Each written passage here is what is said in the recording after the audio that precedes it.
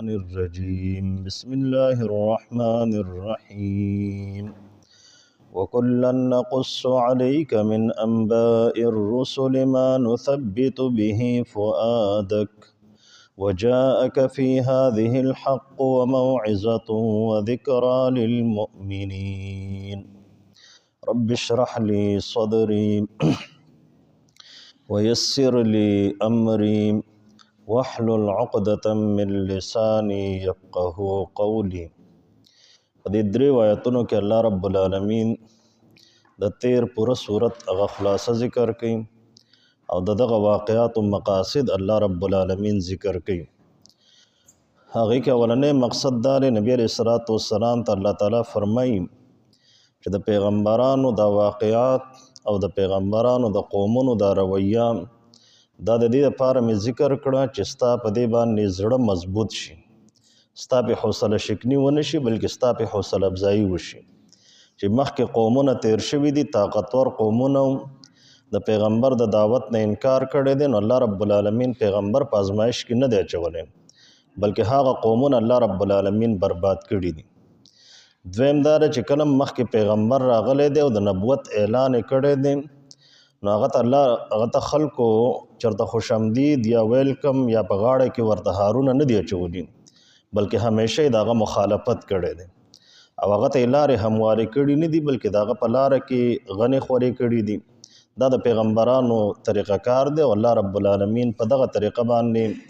د پیغمبر هم یو قسم ازمایش وي چې هغه قوم ته د الله رب العالمین پیغام په حقیقي معنو کې ورسي او د قوم هم ازمایش وي چې یاره دوی د پیغمبر دعوت هغه تسلیموي او که نه تسلیموي. دویم دا دی چې کم حق دی نو هغه تا ته درغلی دی چې هغه د الله رب العالمین کلام دی او ستا رسالت دی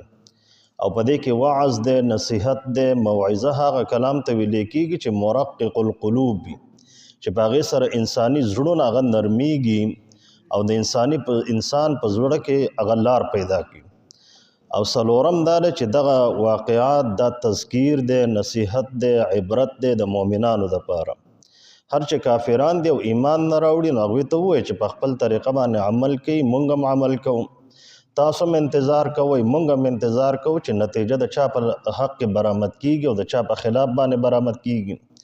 خو البته دا به یاد ساتئ چې د اسمان او د ځمکې چې کوم پټ رازونه دي نو هغه د الله رب العالمین په علم کې دي او ټول کارونه به الله رب العالمین ته واپس کیږي. که څوک ظلم کوي نو د ظلم سزا به هم الله رب العالمین ورکوي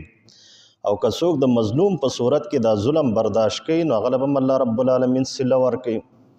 خو حاصل دا دی چې تاسو د الله رب العالمین بندګي وکئ او الله رب العالمین ته ځان وسپارئ. دا دوه بنیادي خبرې دي او د دې صورت هم دغه پیغام دی چې بندګي د رب دی وکړی شي او په بندګۍ د رب دی د استقامت مظاهره وکړی شي او په بندګۍ د رب کې د ځان انسان الله رب العالمین ته وسپاري. ځکه الله رب العالمین د انسان د اعمالو نه بې خبره نه دی بلکې هغه هر څه باندې خبر لري او انسان ته به د هغې بدله خامخا ورکړي. وکلا نقص او دا ټول چې مونږ بیانو علیک په تا باندې من انباء الرسل د پیغمبرانو د واقعاتو نه نو ما نثبت به فؤادک، مقصد دا دی چې په دې سره مونږ ستا زړه مضبوط کړو.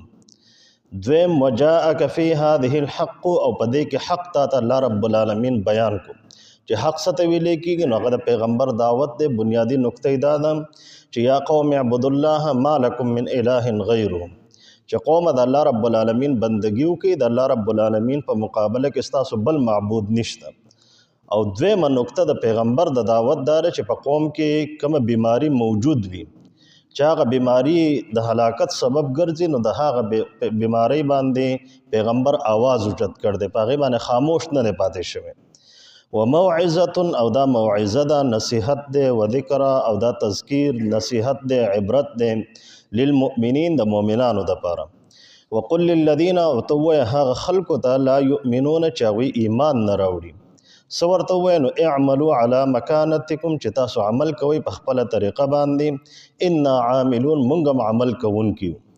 وانتظروا تاسو انتظار کوئ، انا منتظرون مونږ هم انتظار کوو، یو وخت را روان دی، الله رب العالمین به حساب کتاب کوي. ولله غیب السماوات د الله رب العالمین د پاره دی پټ رازونه د اسمانونو والارض او د ځمکې و الیه یرجع الامر او الله رب العالمین ته به واپس کیږي د ټولو کارونو انجام او ټول کارونو ابتدا الله رب العالمین کړی دا او د دې حساب کتاب به الله رب العالمین کوي فاعبده نو تاسو د الله رب العالمین بندگی وکئ وتوکل علیه او الله رب العالمین ته ځان وسپاره وما ربک بغافل او نه دی رب ستا په غفلت کې عما د هغه څه نه تعملون چې کوم اعمال تاسو کوئ وکلا نقص او دا ټول چې مونږه بیانو علیک پتا باندې من انباء الرسل د خبرونو د پیغمبرانو نه ما نثبت به فؤادک په دې سره مضبوطو مونږه ستا زړه یعنی دا هغه اسباب دي چې په دې سره ستا زړه ته اثبات ملاویږي تقویت او طاقت ورته ملاویږي وجاءک فی هذه الحق راغله دې په دې کې تا ته حق چې د پیغمبر دعوت دی وموعظه او موعظه ده نصیحت دی و ذکر او تذکیر دی للمؤمنین د پاره د مؤمنانو وقل للذین او تو هغه خلق ته لا یؤمنون چې هغوی ایمان نه راوړي اعملوا على مکانتکم چې عمل کوي په خپله طریقه باندې انا عاملون یقینا موږ عمل کوونکي یو وانتظروا او انتظار کوئ انا منتظرون یقینا موږ انتظار کوونکي یو ولله غیب السماوات او د الله رب العالمین د پاره پټ رازونه دي د اسمانونو والارض او د ځمکې و الیه یرجع الامر كله او الله رب العالمین ته ټول کارونه واپس کیږي فاعبده نو د الله رب العالمین بندگی وکئ